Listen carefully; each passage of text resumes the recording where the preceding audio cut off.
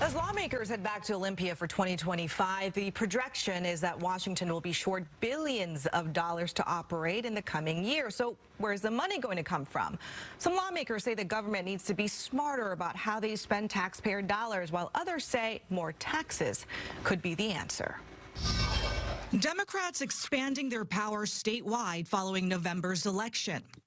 For the first time since 1944, elect all Democrats to every single statewide office in the state. That grip extending to the state legislature, where both the House and Senate added a Democrat each, clinching a 60% majority in both chambers, allowing them to push bills and budgets more easily. Could they just flat out ignore us the whole time?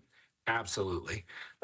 They could do that. So I don't see them doing that. The hope of bipartisanship is still high for both parties, but they face a financial cliffhanger going into 2025.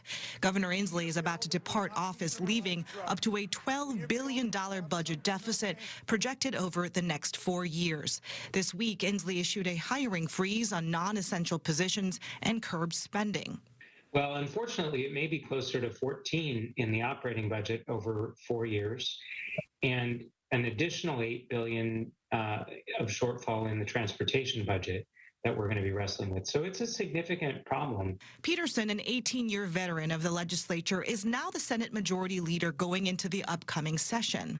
I suspect that we will need additional revenue, so we'll have a balanced approach. For many Democrats, additional revenue means potentially more taxes. Taxing that wealth for people who have above, say $50 million or more. We have a complete exemption of intangible property, like stocks and bonds, from the property tax.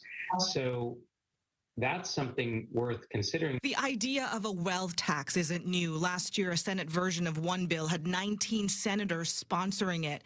It's also something similar to what Kamala Harris reportedly supported during the campaign trail.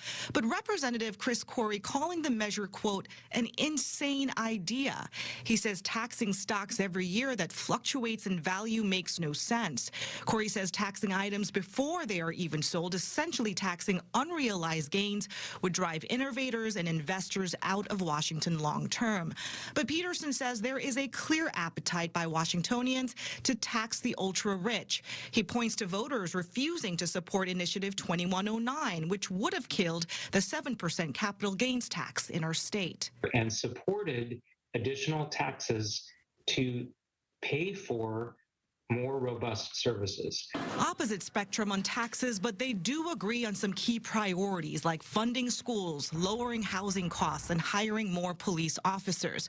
Both are looking forward to Bob Ferguson coming in as governor in January.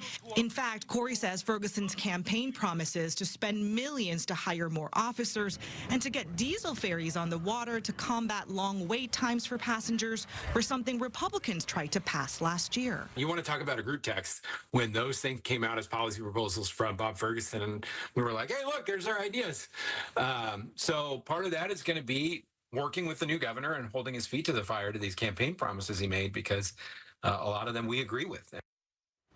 A little bit ago, you just heard Senator Peterson saying the deficit could be even larger than what Inslee is projecting. He believes it's around a $14 billion deficit operating budget over the next 4 years. So he says lawmakers will have to scrub every line in the budget for cuts, in addition to weighing more taxes. The legislative session for 2025 begins January 13th.